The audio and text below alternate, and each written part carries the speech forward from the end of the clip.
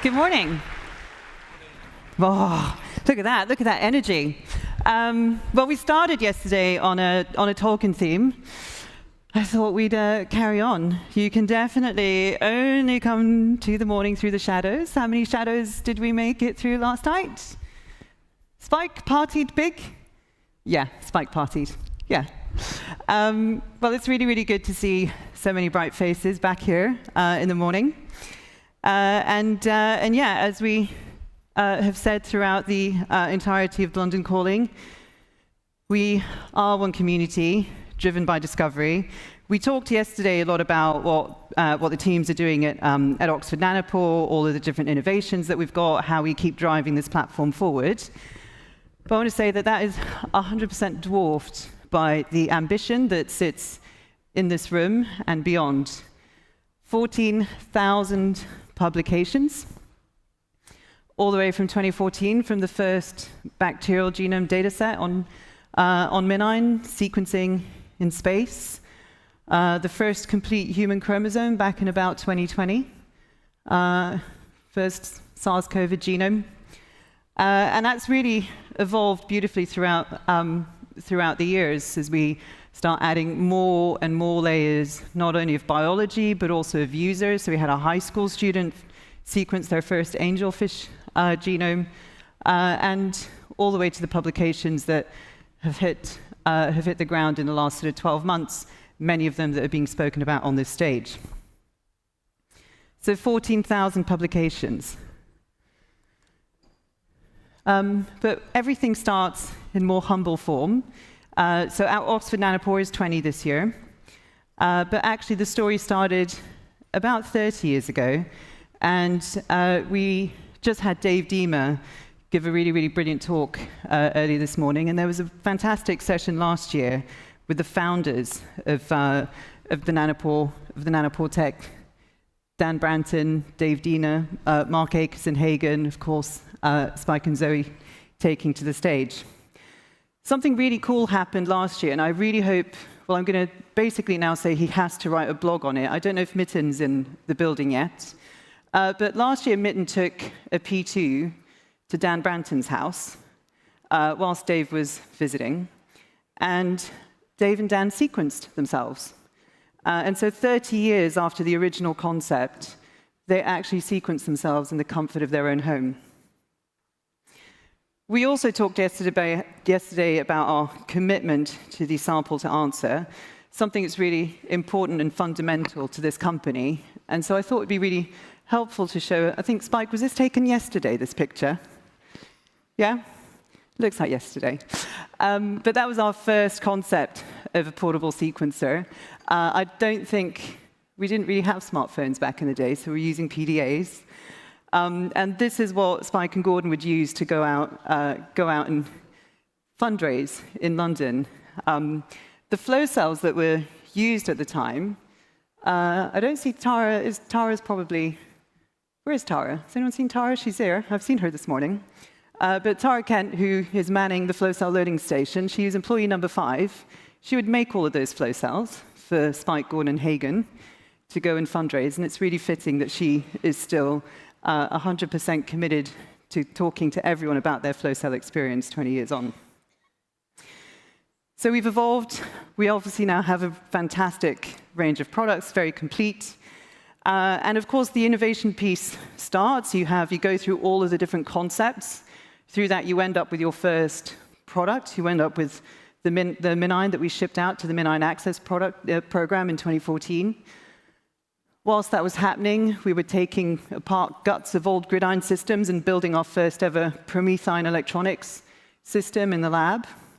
But not only did we have to innovate and go through prototypes and get things running, we also had to manufacture things. So we rented a couple of rooms. This is Rutherford Appleton Laboratories in Oxfordshire, a very appropriate place to build nanopore product, especially when seen from up high. And we rented a few rooms. We started our clean room production of flow cells and all of our QC of flow cells. And then what you see also there on the left, that is the manufacturing of the first ever batch of library preparation kits that went to the MinION Access Programme. Now, those chaps who are manufacturing them, they're not shy, they're not wanted. They're wearing balaclavas because they're in a -20 freezer. We had no stability data for any of our reagents back then, so we were taking no chances. So we would spend, I think, about 20-minute slots in the -20, manufacture as many kits as we could, and then come back out. So that was the beginning. Today is very different. We moved into our MinION-shaped manufacturing building in 2019. Since then, the teams have been really, really dedicated to automating a lot of our manufacturing. So more and more of your flow cells that reach you today are fully automated. We've been scaling the entirety of our assembly, QC, and checks before products go out the door. Same thing on the biologics. We have a whole biologics facility, scaling to make all of the raw materials, raw ingredients, automated all the vialing, labeling, capping, plating. We have a fantastic QC department QCing every batch that goes out the door. So we've really had to scale, not just on the innovation front, we've really had to push that innovation into manufacturing and also scale our support and scale all of our commercial infrastructure. So all of the feedback that you have, they come in through our support teams, they come in through the community, they get curated, they get acted upon. We've doubled the infrastructure, our own direct infrastructure of commercial support staff, doubled our testing staff, and we've also now started to accelerate that further through the addition of channel partners. Are there channel partners in the auditorium here? Oh, a few. I think there are about 20 in the event. We've actually got about 50 altogether, and what this enables us to do is reach more and more parts of the world with fantastic partners who not only can supply and distribute the product, but perform all of the trainings. And so we're really, really scaling this up. So what can the innovation team do in order to make all of these things work better? The main thing we can do is really look at the applications that matter and make sure that those applications work really, really well on our system. So as we mentioned yesterday, our chemistry is in a very stable place, our Q20 chemistry. It's locked down, it's giving fantastic insights. What the teams are working on this year is implementing output guides for each of the key workflows, and that's to really support your experimental design. So we will start moving away from the theoretical maximum outputs to more actual outcomes, which need to be catered for application by application. With all of these pieces frozen and well understood, the product line freezing continues. So GridION Q, we launched a V1 last year, which is ISO certified, CFR Part 11 compliant. We have the R9 chemistry there, ligation, Cas9, and the rapid chemistry. V2 is coming next with the R10 chemistry in it. In the next few weeks, you'll see announcements that we have a GridION for CE IVD partners.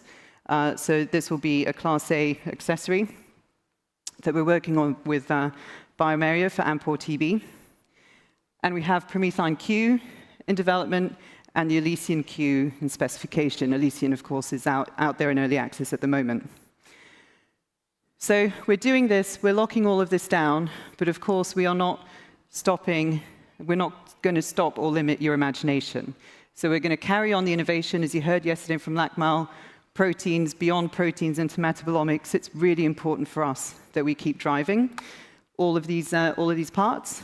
And with that, I'd like to end by saying again, thank you to the team, thank you to the community. And I'd like to just sort of take a minute to recognize the genomics industry, the broader genomics industry. It's going through an exceptionally challenging time, and I'm really grateful that so many of you made it here. There are many of you online, but I think it's time that we sort of give ourselves a clap and say, you know, hope for better days in the future. So thank you.